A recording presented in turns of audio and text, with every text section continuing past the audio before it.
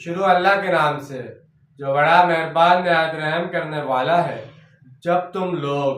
تھے قریب والے کنارے پر اور وہ لوگ تھے دور والے کنارے پر، اور قافلہ تم سے نیچے تھا، اور اگر تم لوگ آپس میں میعاد ٹھہرا کر نکلتے تو بھی وقت مقررہ پر پہنچتے میں تم ضرور مختلف ہو جاتے، لیکن یہ سب کچھ اس لیے ہوا تاکہ اللہ فیصلہ کر دے اس کام کا جو ہونے ہی والا تھا، تاکہ جیسے ہلاک ہونا ہے وہ ہلاک ہو بات واضح ہو جانے کے بعد، اور جسے زندہ رہنا ہے وہ زندہ رہے واضح دلیل کی بنا پر۔ یقیناً اللہ سب کچھ سننے والا اور جاننے والا ہے۔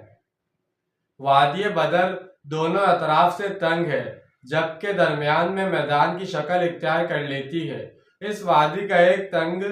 کنارہ شمال کی طرف ہے جہاں سے شام کی طرف راستہ نکلتا ہے، اور دوسرا کنارہ